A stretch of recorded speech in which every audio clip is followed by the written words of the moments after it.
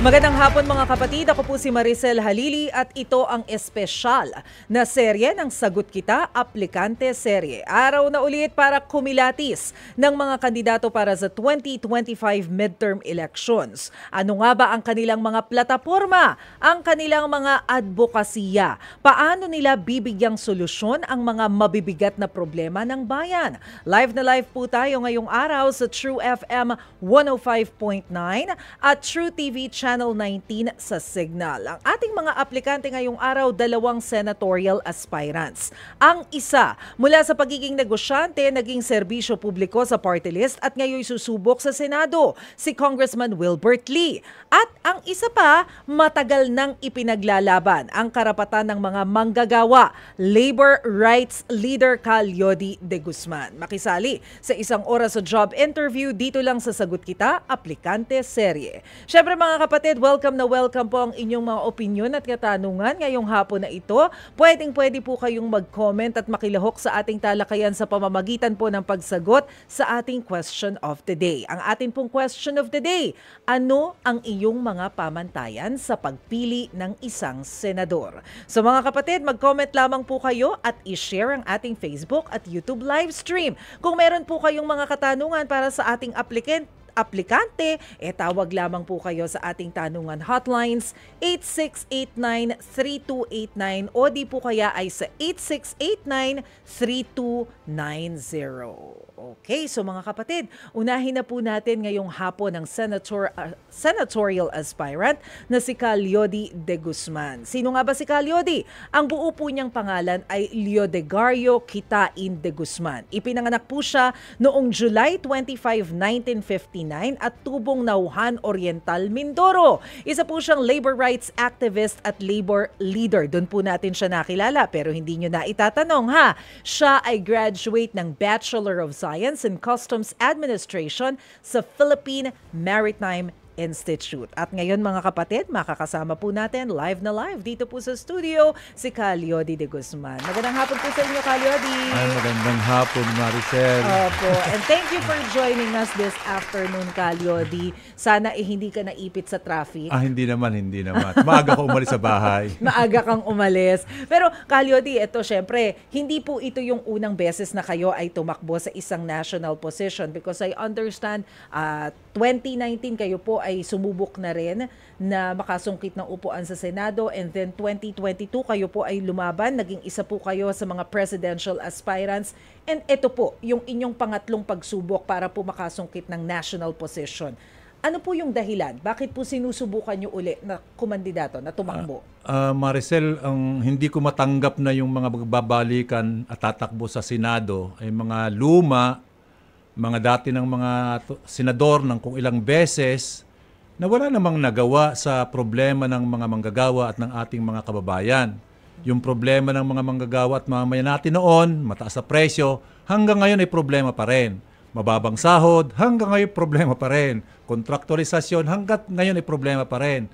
Ang problema ng matataas na bayarin ay hanggang ngayon mataas pa rin. Yung kawalan ng lupa ng ating mga magsasaka ay kawalan pa rin ng lupa. Yung land grabbing, tuloy-tuloy ang land grabbing. Yung corruption sa loob ng gobyerno, tuloy-tuloy pa rin. Walang na-resolve ang mga nagpapalit-palit na senador na ngayon babalik sa problema ng ating mga kababayan.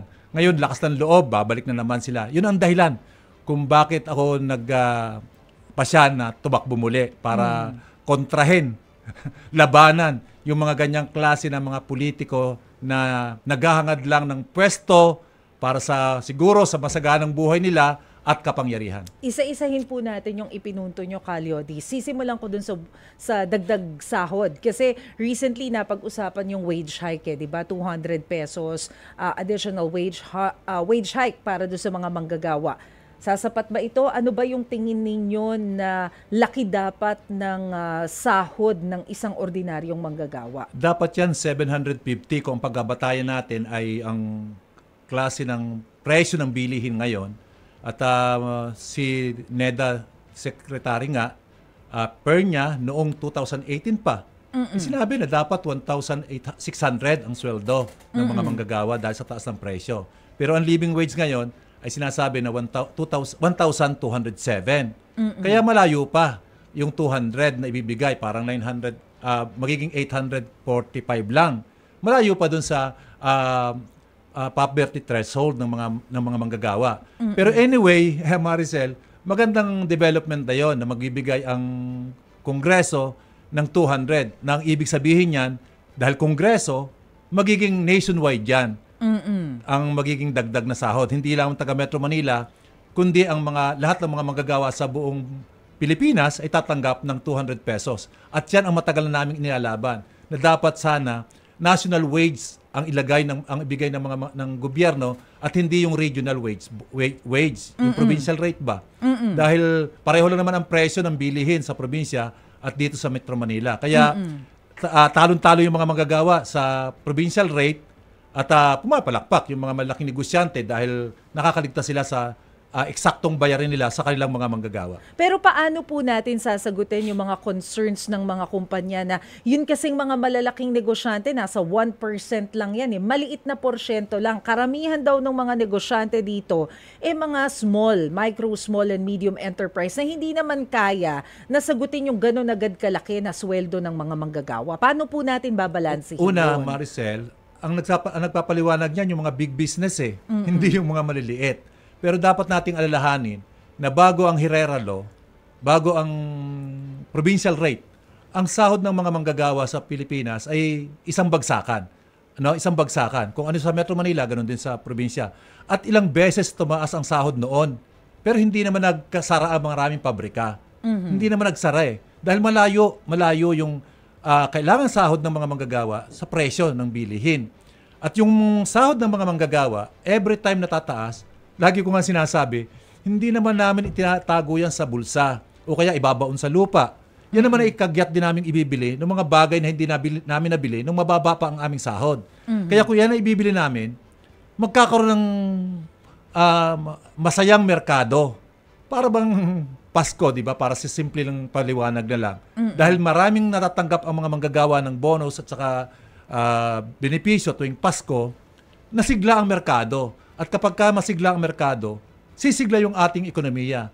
Yan ang hindi ko maintindihan bakit yung mga presyo ng bigas, ng mga basic na bilihin ng mga tao, mantika, asukal, yung mga bagay na importante, kuryente, dapat magkaroon ng price cap, protektahan ng ating gobyerno yung ating mga mamayan. Hindi pwedeng suggested retail price kasi suggestion lang Kailangan batas na mag-uubliga sa mga negosyante na yung mga basic needs ng ating mga mamayan, produkto at serbisyo, ay magkaroon ng price control.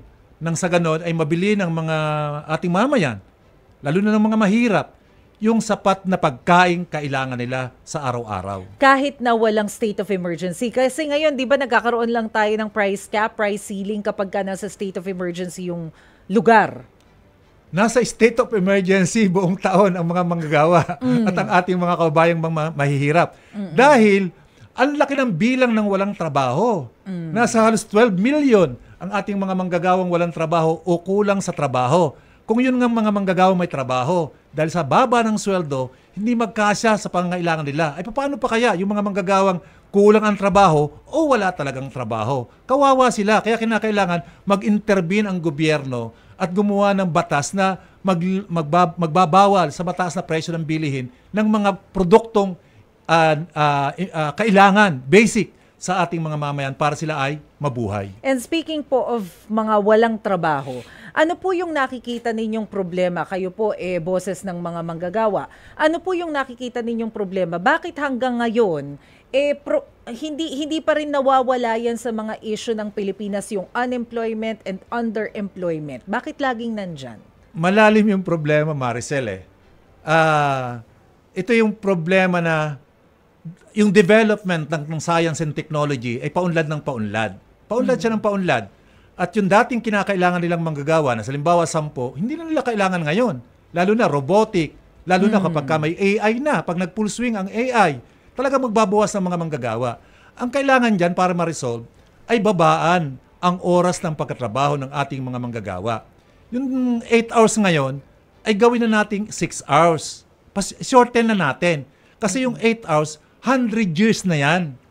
yung 8 hours. Mula yan sa 10 hours, 12 hours, 16 hours. Ngayon, masyado nang napakatagal at sa loob ng nakalipas na 100 taon, grabe na ang unlad ng ating science, technology, yung development natin sa production ay grabe nang iniunlad. At mind you, Maricel, part ang mga manggagawa sa pagtuklas ng mga bagong teknolohiyang yan. Kaya dapat bilang ganti, mag-share yan, makinabang ang mga manggagawa sa bawat pag-unlad ng technology. Huwag suluhin ng mga kapitalista yung pakinabang na resulta ng pag-unlad ng teknolohiya. Kaya kinakailangan nating bawasan at ang share o ang benefit na makukuha ng mga manggagawa, bawasan na natin yung oras ng pagtatrabaho ng mga manggagawa. At pag nabawasan natin ng 2 hours, halimbawa, yung 8 hours, which is 25% yun, 25%. Makapag-create tayo ng 10 million agad na trabaho. 10 million na 25% yan ng 40 million na mahigit na labor force natin. Naku, hindi ba aangal dyan yung mga companies? Kasi ang mangyayari dyan, ibig sabihin, mas marami yung kailangan nilang i-hire. Correct. Hindi po ba? Correct. Mas malaki yung bibigyan nila ng sweldo. Correct. Pero Maricel, dapat nilang katakutan din. Kapag ka nagutom itong ating mga manggagawa at walang mapuntahan, chaos yan. Baka magkaroon ng malaking problema rin ang ating ekonomiya, ang ating bansa. Dahil magkakaroon ng unrest yung ating mga mamayan. Huwag na natin paabutin doon na magganap yung kampanya ng 99% against 1%. Kasi nilamon na ng 1% ng populasyon yung buong yaman at yung 99% nag-aagawan sa kaunti. Huwag na nating paabutin doon. Kaya para mangyari yan, ngayon pa lang, i-resolve na natin ang malaking agwat sa pagitan ng mahirap at ng mayaman, yung inequality. And at the same time, partner naman ng mga kapitalista ang mga manggagawa, di ba? Kaya dapat, sabay na pag-unlad ng mga kapitalista, ipaunlarin din ang buhay ng mga manggagawa dahil in the first place, kung wala yung mga manggagawa, walang produktibidad, walang yamang malilikha sa mundong ito. Ito pong 1% na to, ito yung iilan-ilan na mga bilyonaryo dito sa Pilipinas. At kayo po merong proposal na dagdagan yung tax o yung buwis na binabayaran nitong mga bilyonaryo sa bansa. Paano po ito, how will it work? Ano po yung gusto ninyong mangyari? Yan naman ay doon sa issue ng tax na palaging ang mga manggagawa pa rin ang pinapatawa ng tax. Doble-doble, triple ang aming pinapataw na tax sa amin. May withholding tax kami. Pag may natira pa, may VAT kami. Pag may kailangan kaming dokumento sa gobyerno, meron kaming babayaran pa rin. Meron kaming payroll tax na binabayaran. Nasa halip na itong mga mahihirap nating kababayan, ang papatawan ng tax sa inyo ng mga VAT, ay bakit hindi naman yung mga mayayaman? Ibalik natin yung dating tax system. Kasi sinasabi naman ng ating konstitusyon na dapat ay progressive ang ating taxation. Itong taxation natin, regressive, lalo na yung VAT. Kaya dapat, ang proposal namin ay yung yaman ng mga bilyonaryo ay i-tax. Tawag namin wealth tax. At yan ay nangyayari sa maraming bansa. Wealth tax. At yung 1% na ipapataw sa 1 bilyon, sa bawat 1 bilyon na yaman ng mga bilyonaryo, makapag-create ng halos 500 billion na pera na makukolekta ng gobyerno para gamitin sa edukasyon at sa health. Para na yung ating health ay magkaroon na ng budget at huwag ninanakaw ng gobyerno. Yung ayuda. Okay naman yung ayuda. Huwag lang laging ayuda. Huwag lang maging sistema. Kung may bagyo, may lindol, may catastrophe, dapat talaga tayong mag-ayuda. Pero dapat, sabayan natin ng pag-create ng trabaho para sa ating mga manggagawa. Nang sa ganon, ay hindi na umasa yung ating mga manggagawa sa ayuda. Pangalawa, dapat huwag idaan sa mga politiko tulad ng ginagawa nila sa AKAP na kinakailangan pa ng certification ng mga congressman para matanggap nila, para magkaroon ng loyalty yung mga mamayan doon sa mga congressman para sa 25 election. Huwag sanang ganon. Sa DSWD na daan, na siya naman ay mayroon ng maayos na sistema ng pagmimigay, ay doon na lang idaan. Huwag gamitin sa politika yung ayuda. At huwag din natin, ulitin ko lang, huwag natin paasahin sa ayuda yung ating mga mamayan. Huwag nating bigyan ng isda. Turuan nating mangisda yung ating mga mamayan. At ang pagtulong dyan, paunlarin natin ang ating sariling agrikultura para sa food security at trabaho at ang ating sariling industriya. Nang sa ganon, hindi lahat ng produkto, yaring produktong ating kailangan, ay i-import natin. Lugi talaga tayo dyan. Magkakaroon talaga tayo ng malaking deficit sa budget niyan pagka ganun, o sa trade. Calyodi, pupunta ako dun sa fresh pa lang na issue na nangyari bago tayo umere ngayon sa programa natin. Hinahanap ko kasi yung concrete data. Ito pala yung numbers.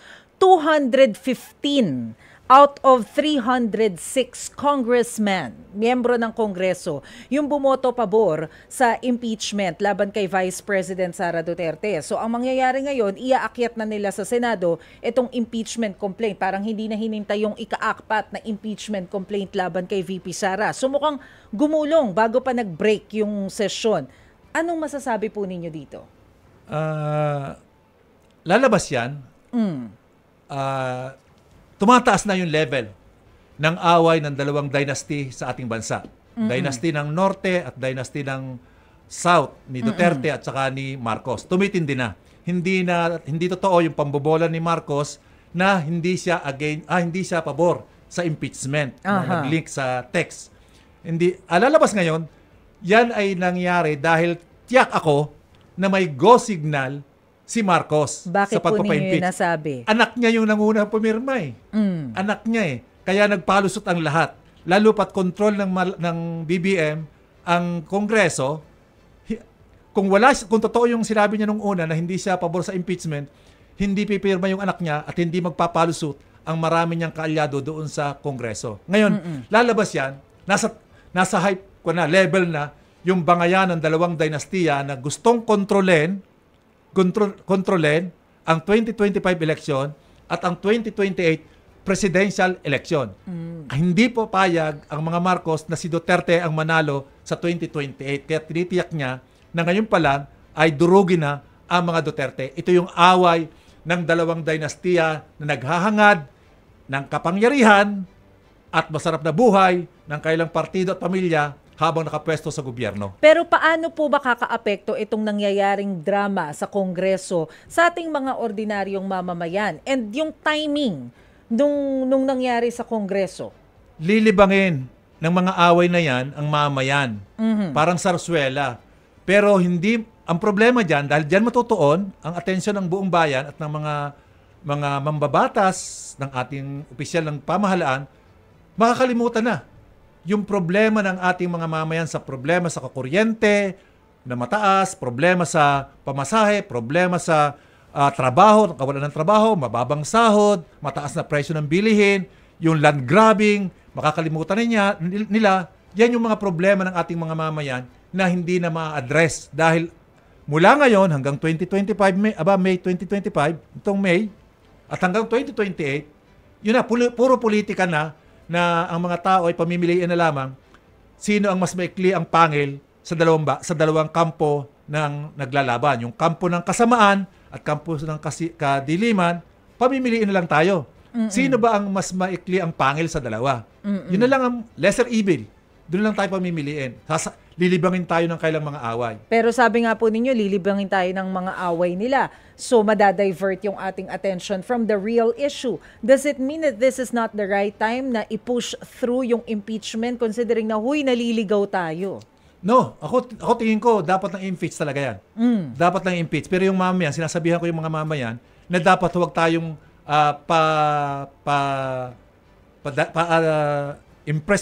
ma-impress doon sa kampo ni Marcos na siyang nag-impeach.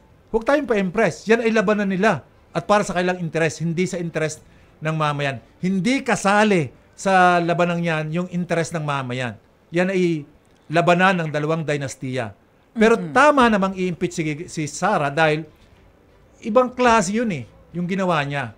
Na pagwaldas ng pera ng bayan, yung kanyang pinakitang attitude, dapat gawin talaga yun para hindi na pamarisan pa ng iba pang mga dynastiya na parang may pakiramdam sila na parang may impunity.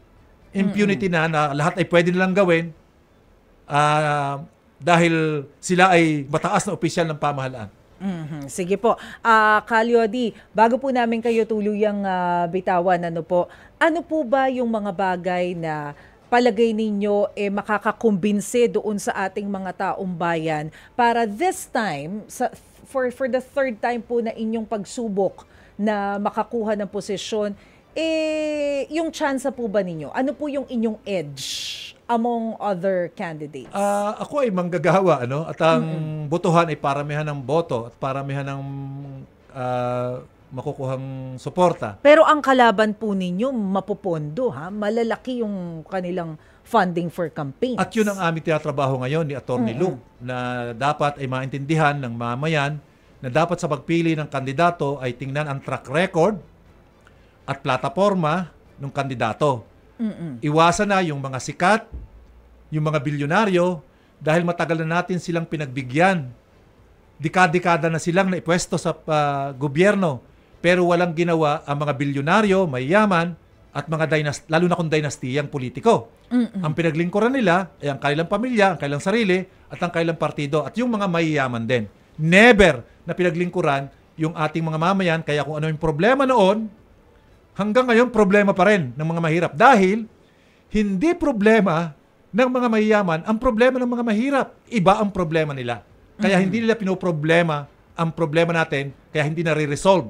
Kaya ang kailangan ng mamayan ay magkaroon ng bagong framework sa paghahalal ng kandidato.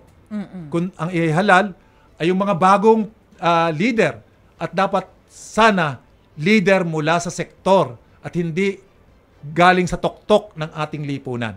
Sige po, final question, Kalyodi, ibibigay ko po yung pagkakataon na ito sa inyo para po ipaliwanag sa ating mga kababayan, sa mga nanonood at nakikinig sa atin, bakit dapat kang iboto sa Senado? Dapat ako at ang mga katulad ko na galing sa sektor ng ating lipunan, mga sektor, dahil kami ay tuloy-tuloy nakikipaglaban para sa interes ng mga manggagawa at ng mamayan, may eleksyon o wala. Pangalawa, ang bitbit namin ay hindi pangako, kundi ang bitbit namin ay laban namin. Hindi kami nangangako. Kami ay, yung aming sinasabi ay matagal na namin ipinaglalaban. Matagal na namin ipinaglalaban na dapat ang sahod ng mga manggagawa sa probinsya ay kapantay ng sa Metro Manila. Matagal na namin ipinaglalaban na dapat magkaroon ng sapat na trabaho sa ating bansa. Matagal na namin inilalaban na dapat ay taas ang sahod ng mga manggagawa. Matagal na namin inilalaban na dapat magkaroon ng price cap sa presyo ng mga produktong essential sa mga manggagawa. Matagal na namin inilalaban na dapat mabuwag ang political dynasty. Matagal na namin inilalaban na dapat matigil ang korupsyon sa ating bansa. Matagal na namin inilalaban na dapat proteksyonan ang mga kababaihan, proteksyonan ang ating kalikasan dahil nanganganib na yung ating environment dahil sa pagwaldas ng mga malaking korporasyon sa pagmimina at pagbubungkal ng lupa, pamumutol ng puno. Kaya yun yung aming sinasabi sa ating mamayan. Hindi pangako ang aming agenda. Ito ay laban namin. Kaya ulitin ko lang, Maricel, panahon na ito, yung election 2025, ay gamitin natin para sa pagbabago. Para sa pagbabago. Minsan lang ito every 3 years. Gamitin natin ito sa pagbabago at hindi sa panandaliang benepisyo. Dahil sa susunod na mga 3 taon o 6 na taon, ang magtatakda niyan ng ating buhay ulit ay kung anong klaseng mga politiko ang ipupwesto natin sa ating gobyerno. At kung yung mga dati pa rin, ano ang aasahang pagbabago ng ating mga mamayan. Kaya ang aming panawagan, mga lider ng sektor, lalo na, dapat ay manggagawa naman. Alright, sige po. Maraming salamat po, Senatorial Aspirant Kalyodi de Guzman, for joining us this afternoon. Thank you po. Thank you. Unang aplikante pa lamang yan, mga kapatid. Mamaya, kikilalanin natin ang ikalawang senatorial aspirant na sasalang sa ating job interview. Ikaw, kapatid, ano ang pamantayan mo sa pagpili ng isang senador? Comment na kayo sa ating live stream at pwede po kayong tumawag sa ating tanungan hotlines 868-93289 o di po kaya ay sa 868-93290. Huwag bibitiw, magbabalik pa ang Sagot Kita, Aplikante Serye. Mga kapatid, nagbabalik ang Sagot Kita Aplikante Serye. Ako po si Maricel Halili. Kikilalanin na natin ang ikalawa nating senatorial aspirant. Sino nga ba ang senatorial aspirant na si Wilbert Lee? Ang buo po niyang pangalan ay Wilbert T. Lee. Ipinanganak noong October 12, 1970, Tubong, Sorsogon. Isa pong negosyante, mambabatas at public servant. Siya po ay nagtapos ng Bachelor of Science in Commerce major in Business Administration sa University of Santo Tomas. At ngayon po makakasama natin live na live dito sa studio si Congressman Wilbert Lee. Good afternoon po sa inyo, sir. I understand napakalayo pa ng pinanggalingan ninyo, but thank you for joining us this afternoon. Sorry, good afternoon. Magandang hapon po, Maricel, and sa lahat po ng nanonood. Sorry, medyo na-late ako dahil wala galing pong ako problema, we Vizcaya. understand. Galing pa ng Nueva Vizcaya Vizcaya, pala si sir, so ang layo pa ng pinanggalingan. Pero sir, simulan na po natin kasi nakilala namin kayo bilang representative ng party list group and ngayon pinaplano po ninyong tumawid sa Senado. Bakit po? Well, una sa lahat, Maricel, kasi tingin natin mas marami tayong magagawa doon. Mas marami tayong magagawa, mas mapapakinggan ang boses natin doon sa Senado. No? Napakarami po nating mga panukala na naipasa sa Kongreso, sa mababang kapulungan, nakapending lahat ito sa Senado. No? So gusto nating habulin ito doon. No? So kaya po natin naisip na tayo umakyat sa Senado. Ano po yung sinasabi ninyong panukala na gusto ninyong habulin? Well, marami, no? Marami tayong naipasa doon, katulad ng Rental Subsidy Act para po sa mga mahihirap. Ito po ay nakapasa na sa ating Kongreso. Nandun po ito sa Senado, naka-pending po ito. No? Yung po ating mga Agriculture Entrepreneurship Scholarship Program, nandun din po ito doon sa Senado, no? Mga naka-pending ito. Yung pong mga gusto nating gawin sa, alam nyo naman, ang pinaglalaban ko talaga ngayon dito, yung kalusugan, no? Yung mga amendments sa ating Universal Healthcare Law. So, ito ay gusto nating habulin doon. Ito ay naipasa na natin ngayon sa mababang kapulungan. So, dadalhin ito sa Senado. So, hindi ko alam kung ma-action na naman ito doon. No? Napakahalaga po nitong ipinaglalaban natin sa kalusugan. Alam niyo naman, Maricel, mahigit 1 taon, 2 taon ko na itong ipinaglalaban. No? In fact, tayo po ang unang nag-expose nito. No? Yung napakaraming pera na para sa kalusugan na hindi po nagagamit para sa kalusugan. Tayo yung unang nag-expose nito, yung pera sa PhilHealth na nakadeposito. Mahigit kalahating trilyon. Nakadeposito sa iba't ibang bangko, naka-time deposit. Samantalang habang nag-uusap tayo rito, napakarami nating kababayan ang namamatay dahil ayaw magpadala sa ospital, sa takot na walang pambayad, walang pambili ng gamot, kailangan mangutang, lalong malulugmok sa kahirapan. Yung konting ipon, sa isang iglap, ubos yun. No? Madadamay pa yung pamilya, maisasanla yung ari-arian, maibebenta. So, itong mga ganitong panukala na naitawid na natin, naipasa natin sa Kongreso, gusto nating habulin. Marami po ito. 155 po ito kung hindi ako nagkakamali sa huling bilang ko. Nabanggit po ninyo yung PhilHealth. Kahapon lamang nanumpa na po si Dr. Edwin Mercado bilang bagong presidente and CEO of PhilHealth, kapalit po ni President Ledesma. Ano po yung inyong point of view pagdating dito? Para sa akin, no, sana, no, okay yan, nasa prerogative ng Pangulo yan kung sino po niyang ilagay. No? Pero sana po, kung ito pong si Dr. Mercado na yung nandyan, ay ipagpapatuloy niya. Hindi lang ipagpapatuloy. Kailangan po, ang lagi kong hindi matanggap, ay bakit napakabagal? No? Kailangan bilisan ang pagtaas, ang pagdagdag sa mga benepisyong ibinibigay. No? Para tuluyan na maging libre. Yung pinaglalaban natin dito, libreng gamot at libreng pagpapagamot ng bawat isang Pilipino. Dahil karapatan po ito, malinaw po ito sa ating Universal Healthcare Law. Karapatan ito ng bawat isang Pilipino. No? Kaya nga meron tayong tinatawag na zero billing. No? Bakit po ito napakabagal? No? Kadalasan, ang problema ng isang ahensya ay walang pondo. Dito po sa sitwasyon na to, ang daming pera. Nakadeposito, kumikita ng interest. Bawat interest mo na kitain nito, buhay ng ating kababayan ng isang Pilipino ang naapektuhan. Kasi, bakit ito nakadeposito? Samantalang itong mga perang ito, malinaw para ito sa kalusugan ng taong bayan. Gusto pang ang kunin, di ba? Para gamitin sa ibang proyekto. Hindi naman nakakamatay. Hindi po ito pwede. Pero yung sinasabi po ninyo na mapababa yung presyo ng mga gamot, Paano po natin gagawin yun? Well, tayo Libreng gamot pa nga. Paano natin gagawin Una yun? sa lahat, yung libreng gamot, dapat kasama to sa PhilHealth. No? Okay. Kasi karapatan nito. No? Kaya zero billing. Pero meron tayong mga panukalang inihain, yung pong VAT exemption sa mga maintenance medicine. No? Kailangan mawala na yung VAT nito, lalo na dito sa mga maintenance medicine ng ating mga kababayan. No? Kasi napakalaki, 44% ng ginagastos ng isang Pilipino ay napupunta lang dito sa mga gamot at pagpapagamot. No? Yan ay isang datos na nakuha natin, no? Na 44% yun ang ginagastos ng bawat isang Pilipino. Napakataas nito. No? Sa ibang bansa, ang ginagastos lang ng bawat isa ay nasa 10% lang. Dahil karamihan sagot na ng gobyerno. No? Hindi ito para sa mahirap lang, para sa lahat ito.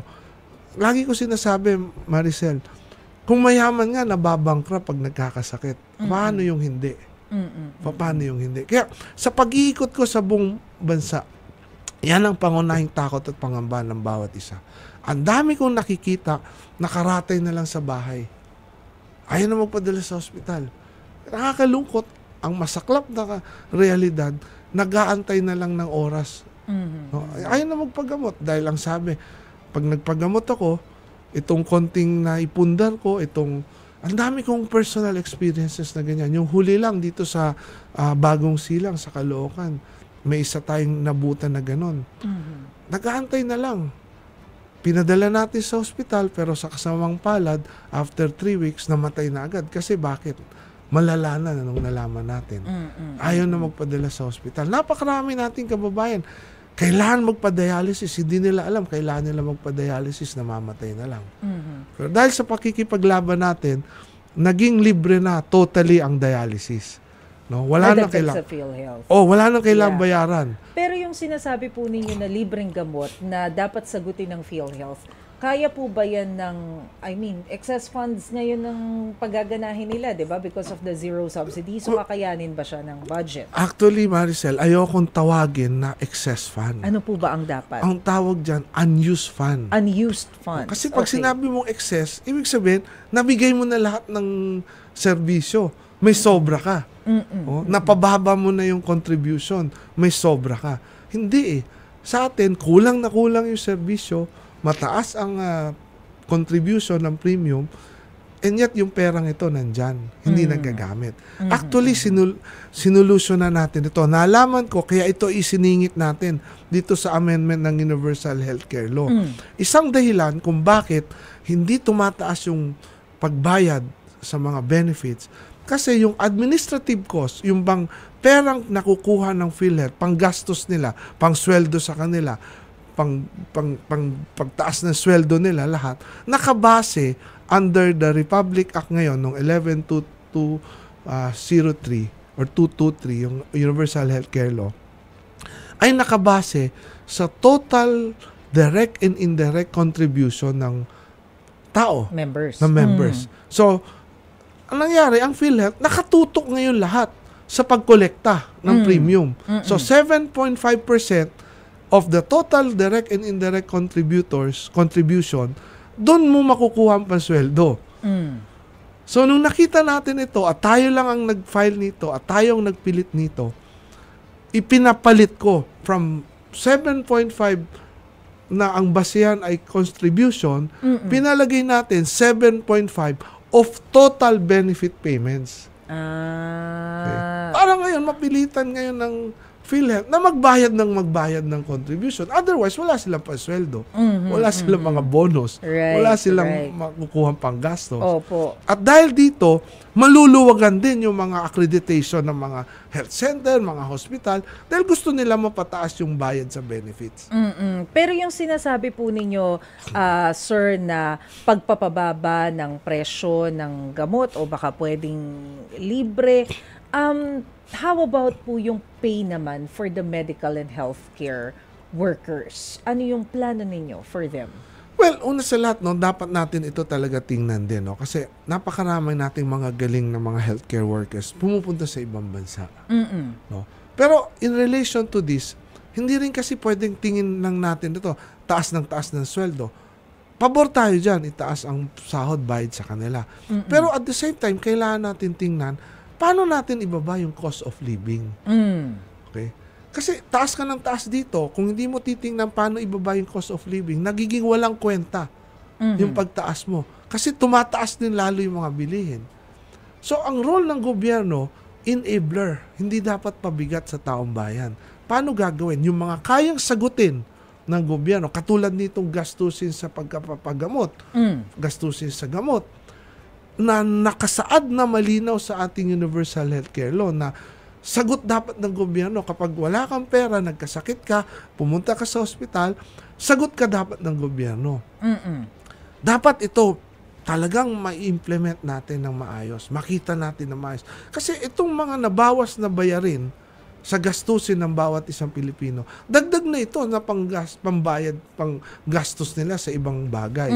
Kuryente, paano natin ito matitingnan para bumaba? So, nung nakaraang hearing, nautusan na yung ERC na tingnan ngayon itong rate uli. No? Reviewin, rekisahin kung tama ba itong mga rates na to. No? Dahil pag binaba mo yung kuryente, automatic, bababa yung gastusin ng bawat isa, bababa yung presyo ng mga bilihin. Dahil yung paggawa ng mga bilihin na to, kuryente yung ginagamit. Yeah. Okay? Fuel. Yung mga kayang kontrolin ng gobyerno, kayang gawa ng paraan ng gobyerno, dapat gobyerno ang gumagawa niyan. Pero syempre ang pangunahing concern natin pagdating talaga sa presyo yung pagkain eh. Kasi yan talaga yung, well of course, usapang sikmura, hindi po ba? So punta po tayo dun sa issue ng agriculture. So recently, nag-declare ang Department of Agriculture ng food security emergency for rice. Paano to makaka-apekto? Tingin po ninyo, kailangan ba talaga natin to para makontrol yung presyo ng bigas? Well, para sa akin, right direction ito, pero temporary. Ang kailangan natin, short term ito ang kailangan natin tingnan, ano yung long term? Ano yung long term solution? Gusto nating lahat magmura yung pagkain. Magmura yung bilihin. Ang nangyayari, nagmumura yung ating mga kababayan sa taas ng bilihin. Okay? So, kailangan tingnan, ano ba yung short term? Lagi ko sinasabi, para sa akin kasi, Ms. Maricel, food security is a national security issue. Kapag sinabi mong national security issue yan, automatically, expense item yan. Dapat paglaanan ng pondo, gastusan ng gobyerno. Pero ano nangyayari? Nung nakaraang budget hearing, kinol natin ng attention, tinuligsan natin ng Department of Agriculture. Bakit, kung prioridad ang agrikultura, bakit ganito lang? Bakit hindi dinagdagan? Bakit ang daming binabaan? Isang example ko na lang, yung rice program or rice production budget. Imbis na tinaas, dati 32 billion. Ngayon, naging 21 billion. Kaya ang tanong ko doon, ano ba ang plano ninyo? Alam naman natin na taon-taon, ang konsumo natin, 20 million metric tons. Ang production natin, 14 to 16 million metric tons. So, nagkukulang tayo lagi ng 4 million metric tons. Bakit hindi dinagdagan yung rice production budget, yung rice program? Imbis na yan, binawasan. So, ano ba? Nakadesign na ba yung budget natin para mag-import uli? Kaya sabi ko doon, kung ganyan po ang plano nyo, sana Department of Importation na lang po ang tawag sa inyo, hindi na DA. Puro import kasi. Puro import na lang. No? So, ang dapat tingnan, ang long-term solution really is, suportahan yung mga tinatawag kong food security soldiers, yung ating mga lokal na magsasaka. Sa paanong paraan? Taasan ang binibigay na farm inputs. Meron nga tayong farm inputs ngayon, bukod sa napakakonti, dumarating kung kailan mag-aanihan na. Wala nang kwenta. No?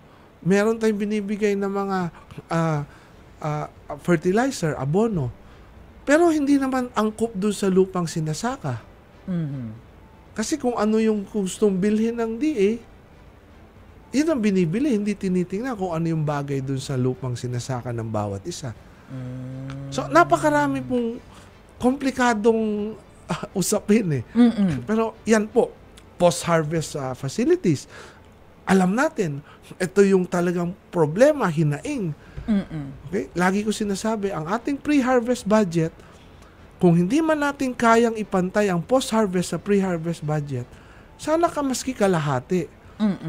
Last year, 2023, kung hindi ako nagkakamali, 53 billion or 56 billion. Ang post-harvest, 16 billion. Last year, 58 billion. Ang post-harvest, ang post-harvest, 13 billion. This year, 58 billion na lang ang pre-harvest, 11 billion na lang napunta sa post-harvest. Bakit gano'n na nangyayari? Kaya nalulugi ang ating mga magsasaka. Pag may dumarating na kalamidad, kailangan naming anihin. Pagkaani, wala kaming lalagyan. Kailangan ibenta kasi wala kaming dryer. Okay. Bakit tumataas ang presyo? Ang isang kamatis natin ngayon, magkano na? Bakit kailangan ganun kataas? Kasi walang mapagtaguan. Walang storage. Walang cold storage. Sir, kakambyo na ako dun sa mainit-init pang usapan na nangyari lang yung development bago tayo dumating dito at bago magsimula yung programa natin. Ano po? Kanina lamang sa Kongreso, 215 congressmen yung bumoto in favor of impeachment laban kay Vice President Sara Duterte. Natunugan niyo po ba to na meron palang ganitong mangyayari today? Actually, sa totoo lang, Maricel, galing ako Nueva Vizcaya, no? Kaninang umaga meron ako dapat yung hearing sa ethics complaint sa akin. So sumulat nga ako kay Chairman Filemon Espares na hindi ako makakarating dahil meron akong prior commitment sa probinsya. No? Alam mo naman, pag nag-organize dyan, pumunta yung mga tao, gumastos, hindi ka dumating, parang hindi naman tama. No? So, nandun ako. No? So, hindi ako nakarating sa Kongreso. Ngayon, hindi ko rin alam actually na hindi ko na, sa totoo lang, walang nakipag-usap sa inyo about sa impeachment? Sa totoo lang, hindi ko na monitor na to dahil na-busy ako. Hindi ko na subaybayan talaga kung ano yung nangyayari sa political na nangyayari dyan. Kasi na-busy tayo. Ito ang pinaglalaban natin at umiikot talaga tayo sa mga iba-ibang lugar. No? So, hindi ko na subaybayan kung ano ang nangyari. No? Kaya, nung pabalik ako rito, nalaman ko na dahil nakita ko may breaking news. Doon ko lang actually nalaman na nagbotohan na pala. No? Nagkaroon pala ng botohan. Pero, since nagkabotohan na to, sana ibalik na yung panahon, yung oras. No? Doon sa mas mahalagang mga issue natin ngayon. Ito na ang sinasabi natin kanina, yung pagkain saka yung kalusugan. Pero sir, if you were there, ano po yung magiging posisyon ninyo? Well, sa totoo lang, actually, hindi ko kasi alam, no, na, hindi ko nabasa kung ano talaga yung charges. No? Kasi siyempre, kailangan natin basahin kung ano ba talaga yung charges. Para sa akin kasi, lagi ko kasi tinitingnan sa issue eh. Ano ba yung issue? No? Hindi sa personality, hindi sa politika eh. So, lagi ko tinitingnan at iniintindi kung ano yung issue. No? Hindi kasi naibaba, no? Hindi kasi naibigay sa amin kung ano ba yung, wala kaming kopya, no? Kanina lang siguro or kahapon, wala naman tayo sa Kongreso na ibinaba yung charges or whatever. Puro lang po naririnig lang natin sa media kung ano yung sabi. Even yung mga sinasabi sa media, walang malinaw kung ano ba talaga yung charges doon. No? So yun, kailangan kong tingnan kung ano ba talaga yung issue na yun. But how will this affect, sir, tayo, yung mga ordinary citizens na nanonood sa Kongreso na nangyayari ngayon, how will it affect yung mga ordinary people considering na eto nga, biglang pumutok tong issue na to na akala natin hindi na uusad dahil magbe-break na yung Kongreso. But still, nangyari siya. Well, siguro, hayaan natin yung Senado no, yung susunod no, kung anong mangyayari. Kung tayo naman ay palari na mapunta ron, titingnan natin at titimbangin talaga natin. No? Pero ang akin kasi, mahalaga na tingnan natin ano ba yung talagang issue na kailangan. Ano ba yung issue dyan? Ano ba yung kailangan natin tingnan? No?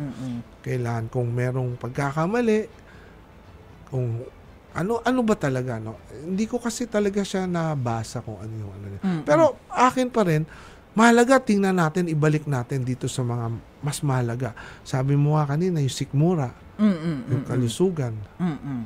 paano ba natin ito susolusyonan? Dahil ito po talaga yung nagmumura na yung lahat ng kababayan natin dahil sa taas ng bilihin. Sir, ito kailangan kong itanong sa iyo kasi lumabas po ito sa PCIJ report na noon daw pong 2024, kayo raw po ang biggest spender pagdating dun sa mga Facebook na ang period ay from April 20 hanggang July 18. Meron daw po kayong inilabas na higit kumulang 2.5 million pesos para daw po ma-boost ang inyong Facebook posts. Pakipaliwanag nga po Well, ito. una sa lahat, Ma'am Maricel, actually, no, hindi naman kasi ako talaga yung kilala, no. Hindi tayo artista, hindi tayo kilala. So, bago tayo dito.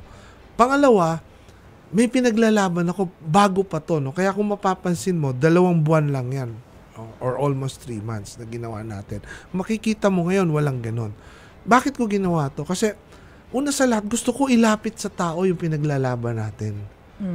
Gusto ko malaman nila na meron kayong tatakbuhan.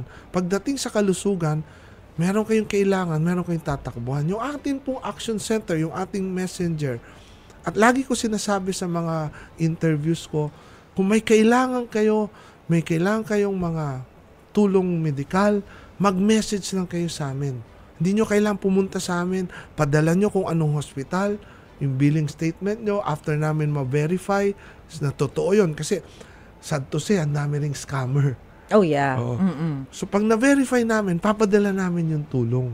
So, yan ang ginagawa namin. In fact, every day up to now, 5,000 to 7,000 messages every day yung natatanggap namin patungkol sa mga ganitong medical assistance. No, gusto ko ilapit sa kanila. Kaya tayo nag-ads, kaya para malaman nila. Kasi, bago ako nag-ads, less than 100 every day ang nakukuha nating message yan. After natin mag-ads niyan, tumaas. Pati yung sa billboards, actually, susunod ko na, pati yung mga billboards natin, all of this are our way to bring it closer sa mga tao. Para malaman nila na meron tayong mga ganito. Ngayon, ang akin, Maricel, bakit kailangan ng mga tao, kailangan lumapit, kailangan nagmamakaawa, kailangan pumunta sa kung kani-kaninong politiko para lang matulungan, lalo na sa kalusugan. Kailangan parang namamalimos, halos lumuhod. Hindi dapat, hindi deserve ng kahit sino ito.